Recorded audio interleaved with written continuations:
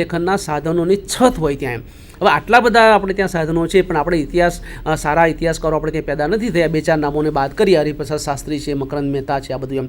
પણ હવે પછીની જે નવી પેઢીમાં કેટલાક જે ચમકતાઓ સિતારાઓ છે, એમાં એક નામ એ આ પ્રોફેસર ધર્મેશ પંડ્યા એમનું આપણે મૂકી શકીએ. એમ પોતે એક બહુ જ ખૂણામાં આવેલું, એ કાયમ પોતાને છેવાડાના માણસ કહે છે એમ. વ્યારા તાલુકો, તાપી જિલ્લો, અને એની કોલેજમાં, આર્ટ્સ એન્ડ કોમર્સ કોલેજમાં ધર્મેશભાઈ પોતે ઇતિહાસના અધ્યક્ષ તરીકે, પ્રાધ્યાપક તરીકે પોતે સેવા આપે છે.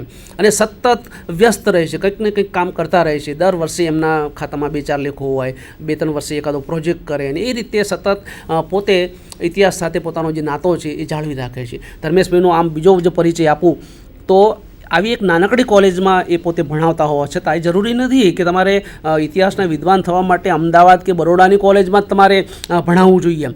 પણ એ ગામડાની કોલેજનો અધ્યાપક શું કરી શકે એનો પણ બેસ્ટ એક્ઝામ્પલ તમારે જોવું હોય તો આ ધર્મેશ પંડ્યા છે. 3 પોસ્ટ ડોક્ટરલ રિસર્ચ પ્રોજેક્ટ એમણે કર્યા છે. એસપી યુનિવર્સિટીનું જે પેલું ગાંધીયન સ્ટડી સેન્ટર છે કે એનો જે મહિલા સેલ છે, એમાંથી એમને સામેથી એને ઓફર કરવામાં આવી, અને પછી 3 પ્રોજેક્ટ એમણે કર્યા. ખાસ કરીને માઇનોરિટી મુસ્લિમ મહિલાઓ છે, આદિવાસી મહિલાઓ છે, એને ધ્યાનમાં રાખી અને એમણે 3 રિસર્ચ પ્રોજેક્ટ બહુ જ મહત્ત્વના કર્યા છે. એ ઉપરાંત અમારે ત્યાં ગુજરાત ઇતિહાસ પરિષદ ચાલે છે, તો ગુજરાત ઇતિહાસ પરિષદના 5 ચંદ્રકો એમના ખાતામાં છે. 3 ગોલ્ડ મેડલ એમને જીત્યા છે અને 2 એમણે સિલ્વર મેડલ પણ એમને પ્રાપ્ત થયા છે. એ ઉપરાંત દક્ષિણ ગુજરાતની એક ઇતિહાસ પરિષદ ચાલે છે, એ ઇતિહાસ પરિષદના એ પોતે 2 વર્ષ સુધી પ્રમુખ પણ રહ્યા હતા. અમદાવાદમાં જે ગુજરાત ઇતિહાસ પરિષદ ચાલે છે એના એ હાલમાં ઉપપ્રમુખ છે, એના કારોબારી સભ્ય પણ હતા, અને સતત એક્ટિવ એમ. જયપુરમાં અધિવેશન હોય કે કોટામાં અધિવેશન હોય કે ત્યાં કચ્છમાં હોય કે ગુજરાત ભારતના કોઈ પણ પ્રાંતમાં હોય, ધર્મેશ પંડ્યાની હાજરી ના હોય એવું ના બને એમ. એ ઉપરાંત એમના 35 જેટલા જે લેખો છે એ જુદા જુદા સામયિકોમાં વિવિધ સમયે છપાયા છે. મોડર્ન ઇન્ડિયા અને ખાસ કરીને ગાંધીયન જે એરા છે એ ગાંધીયન એરા ઉપર એમનું બહુ જ મહત્ત્વપૂર્ણ કામ છે. તો આવા ધર્મેશભાઈ એ આપણી સાથે જ ઉપસ્થિત છે, અને એમણે પણ પોતાની જે આખી પ્રશ્નાવલી મારી સામે રજૂ કર્યું એમાં પણ પોતાનું કવચ જે છે એ કવચ એમણે દાખ્યું, અને આખી જે ચર્ચા છે એ ચર્ચાને એમણે લાઈવ બનાવી છે. તો એ વ્યારાથી આવ્યા છે, તો આપણે આ ઇતિહાસના પુનઃલેખનના સંદર્ભમાં એમનો પોતાનો મત શું છે એની પણ થોડીક છાનબીન કરીએ. તો ધર્મેશભાઈ, મને એક પ્રશ્ન પૂછવાની આપણી ઈચ્છા એવી થાય કે ઇતિહાસને પુનઃલેખિત કરવું એટલે એનો અર્થ એ થયો કે આજે જે ઇતિહાસનું સ્વરૂપ છે એ યોગ્ય નથી એમ. તો આ વર્તમાન સ્વરૂપ જે છે એ યોગ્ય નથી લાગતું તમને? આપે જે ભૂમિકા બાંધી અરુણભાઈ, એ જ ભૂમિકાનું આગળ વધારું તો મારી દૃષ્ટિએ અત્યારનું જે સ્વરૂપ છે ઇતિહાસનું છે તે યોગ્ય નથી. એની અંદર ખામીઓ તમે કઈ માઇક્રો ખામીઓ છે, મેક્રો ખામીઓ છે, એ તરત ઉડીને આંખે વળગે છે, પરંતુ એને સુધારવા માટે કોઈ આગળ નથી આવતું, એનું મને દુઃખ છે. ભારતનો પોતાનો ગૌરવપૂર્ણ ઇતિહાસ છે, અને એ ગૌરવ શા માટે આપણે ઢાંકવું જોઈએ અથવા ઢંકાવા દેવું જોઈએ? અને એની ખાસ આગળ હું એક વાત કરું કે મુસ્લિમ તવારીખકારોએ લખ્યું હોય કે અંગ્રેજોએ લખેલું હોય, તો સતત મેં શરૂઆતમાં તમને વાત કરી તેમ પોતાના સર્વશ્રેષ્ઠપણાને સાબિત કરવા માટે આપણા ઇતિહાસને એ લોકોએ તોડી મરોડીને રજૂ કરેલો છે. એ લોકોએ સતત એમ કર્યું કે પાણીપતના યુદ્ધમાં આ હાર્યો ને પ્લાસીના યુદ્ધમાં આ હાર્યો ને આપણે ભાગી ગયા અને પીછેહટ થઈને આપણે ગુલામો રહ્યા, અને આ પ્રકારના શબ્દો એ આપણી માનસિકતાને તોડી નાખે છે. આપણું કામ, આપણા ઇતિહાસનું કામ છે આપણી રાષ્ટ્રીયતાનું અને આના રાષ્ટ્રીય ચરિત્રના નિર્માણ કરવાનું. જે ઇતિહાસનો જે મુખ્ય આશય એ છે કે આજે કોમ્પ્યુટર યુગની અંદર પણ ઇતિહાસ એટલા માટે ભણાવવામાં સાહેબ આવે છે કે આપણું રાષ્ટ્રીય ચરિત્ર નિર્માણ થવું જોઈએ. આપણો જે ગૌરવપૂર્ણ ઇતિહાસ છે, આપણું ગૌરવપૂર્ણ શાસન છે, એની વાત થવી જોઈએ. હું એક ઉદાહરણ આપતા નથી મારી જાતને રોકી શકતો અરુણભાઈ, કે એક સિંહનું બચ્ચું હતું, અને સિંહનું બચ્ચું એ ભૂલમાં ફરતું ઘેટાના ટોળામાં જઈ પહોંચ્યું. એ ઘેટાના ટોળામાં ગયું અને પછી એ બે કરવા લાગ્યું. એને જે ત્રાળ નાખવી જોઈએ એની જગ્યાએ બે કરવા માંડ્યો. એક વૃદ્ધ સિંહ, અનુભવી સિંહ હતો, એને જોયું કે આ સિંહનું બચ્ચું થઈ અને આ બે કરે છે એ યોગ્ય નથી. તો ધીમે રહીને સિંહના બચ્ચાને બોલાવે છે, અને પછી એને પોતાની સાથે એ નદી કાંઠે લઈ જાય છે. નદી કાંઠે એ પાણી પીવા સિંહના બચ્ચાને નીચું વાળવાનું કહે છે. એ સિંહનું બચ્ચું જુએ છે પાણીની અંદર, તો એને પોતાનું પ્રતિબિંબ દેખાય છે, અને પછી એને કહે છે કે તું સિંહ છે, તું ઘેટું નથી, તો તારે હુંકાર ભરવાનો બહુ છે. અચ્છે. આપણને સતત એમ કહેશે કે તમે ગુલામ હતા, તમે નબળા હતા, તમે હારેલા હતા, તમે પછાત હતા, તમે પરાધીન હતા. તો આપણે આજની પેઢી પણ આવી પામર અને લાચાર થઈ જશે. તો એમાંથી પેઢીને ઉગારવાનું કામ ઇતિહાસકારોનું છે સાહેબ. એટલે ઇતિહાસનું જે કર્તવ્ય છે તે ભૂલાવવું ના જોઈએ.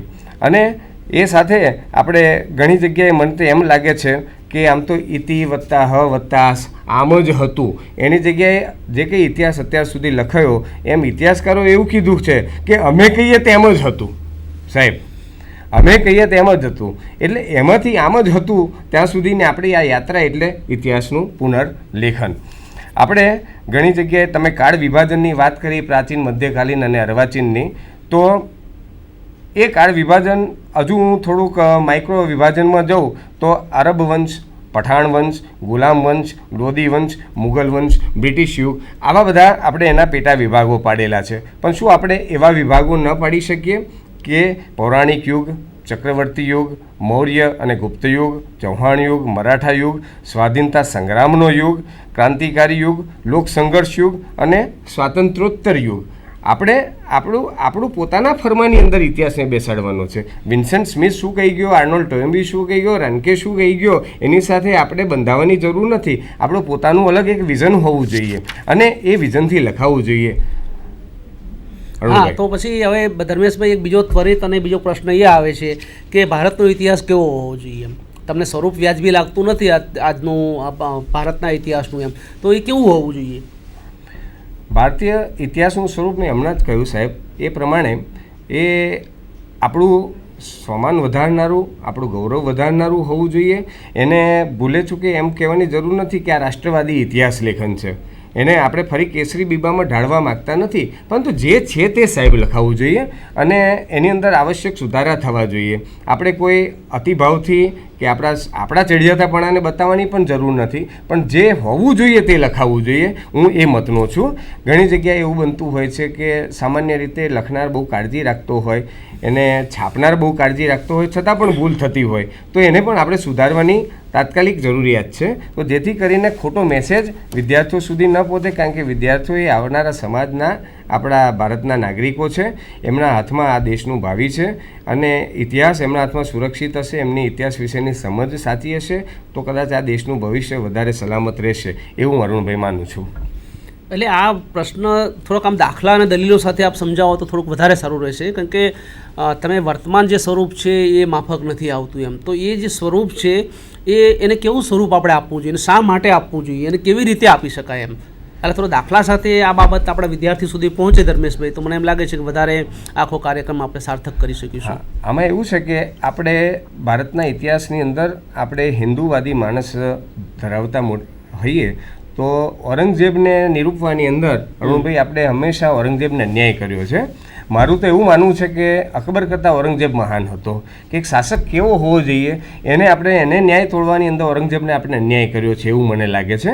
કારણ કે અકબરે હિન્દુ તરફી સુધારા કર્યા, હિન્દુ સ્ત્રી સાથે પરણેલો હોય તો એ આપણને વધારે સારો લાગ્યો, કારણ કે આપણે પોતાનો લાગ્યો. ઔરંગઝેબે કંઈ મંદિરો તોડ્યા એ વસ્તુ બરાબર છે, એ તમે હાઇલાઇટ થાય છે ઇતિહાસની અંદર, પણ એને અમારા નવસારી પાસેના ગણેશ સિસોદરા ગામ પાસે એ જ્યારે દક્ષિણની કૂચ કરતો હતો ત્યારે એ મંદિર પાસે એના સૈન્યને તરસ લાગી, ત્યાં વાવ હતી અને એ વાવનું પાણી ત્યાંના મહંતે આખા સૈન્યને પીવડાવ્યું.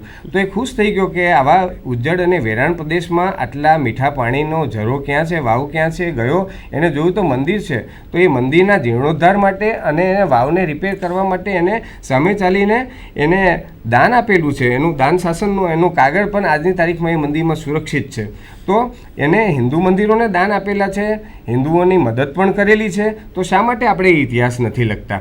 તો એ લખાવવો જોઈએ. માત્ર અન્યાય કરવાનો તે આપણે અન્યાય કરીએ, આપણને ગમતું હોય તે જ આપણે સ્વીકારીએ એવું જરૂરી નથી. અરુણભાઈ, ના, વાત તમારી બિલકુલ સાચી છે. અને તમે આજે દક્ષિણ ગુજરાતના બધા દાખલાઓ આપ્યા એટલે મને થોડીક લાલચ એ પણ થાય છે કે હમણાં જ આપણે તમારા પરિચયમાં કહ્યું કે ભાઈ 3 જેટલા તમે રિસર્ચ પ્રોજેક્ટ કર્યા છે એમ. મુસ્લિમ મહિલાઓ વિશે છે અને આદિવાસી મહિલાઓ વિશે છે. ઉપરાંત દક્ષિણ ગુજરાતનો આખો જે પટ્ટો છે એ લગભગ તમે તો એના સર્વસંગ્રહ કે એન્સાયક્લોપીડિયા જેવા છો એમ.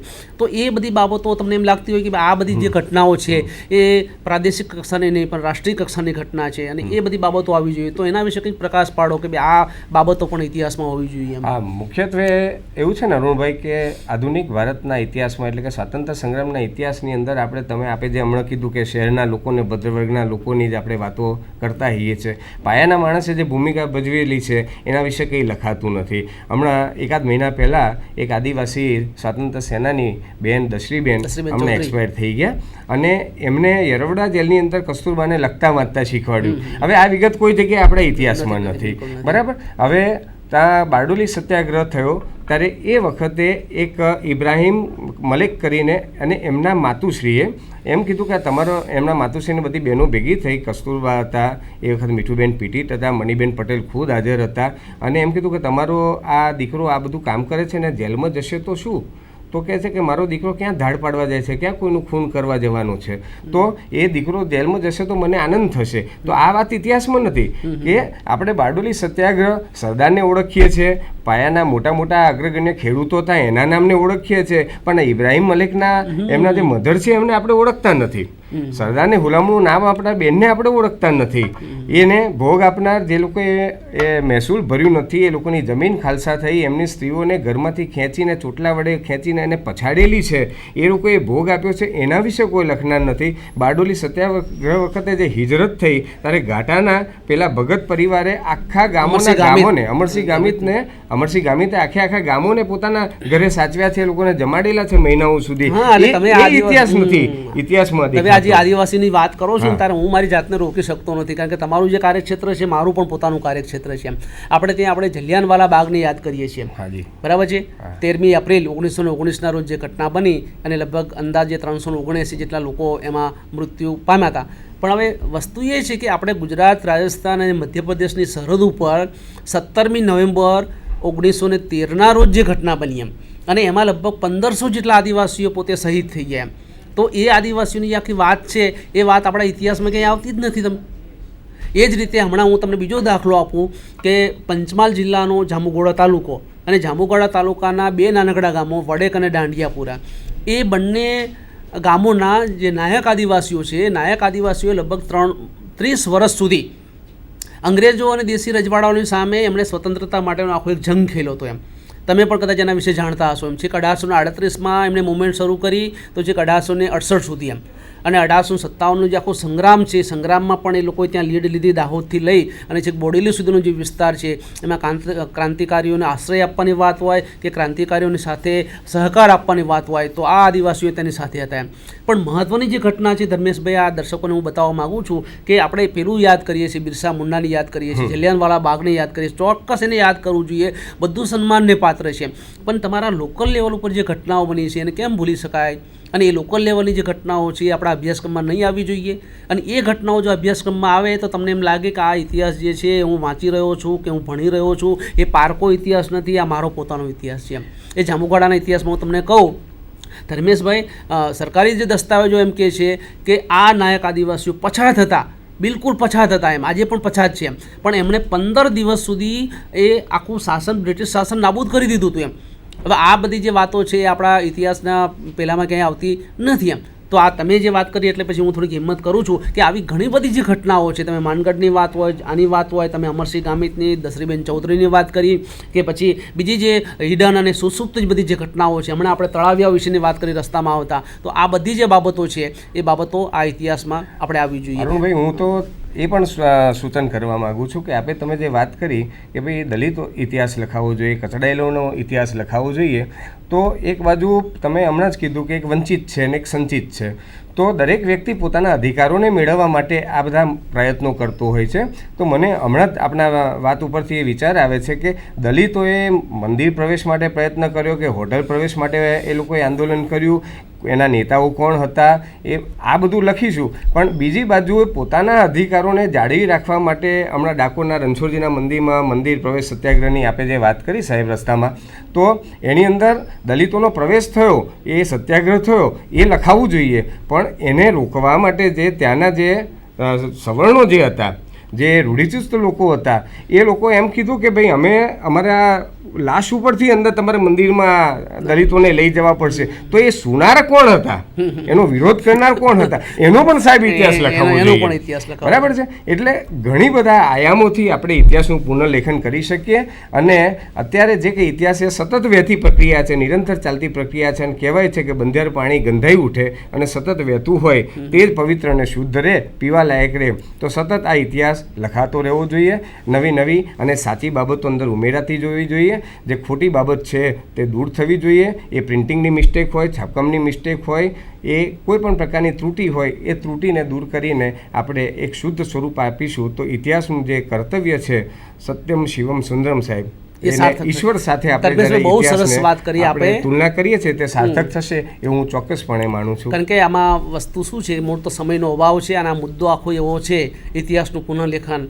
1 કલાકનો જે કાર્યક્રમ છે એ કાર્યક્રમમાં દર્શક મિત્રો આ બધા પાસાઓની આપણે ચર્ચા ન કરી શકીએ. પણ ધર્મેશભાઈ અને અમે અમારી જે કેપેસિટી હતી, અમારી જે સમજ શક્તિ હતી, એ સમજ શક્તિ પ્રમાણે અમે આખી વાત જે છે એને તમારે સુધી પહોંચાડવા માટેનો પ્રયત્ન કર્યો.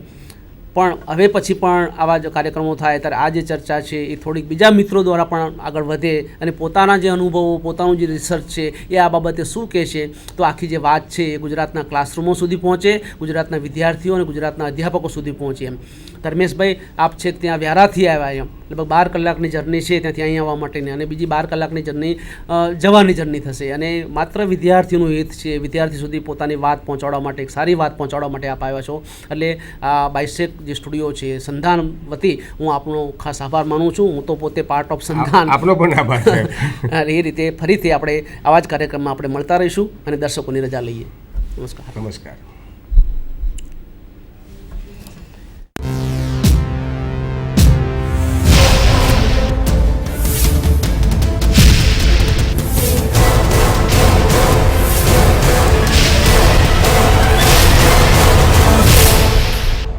સંધાન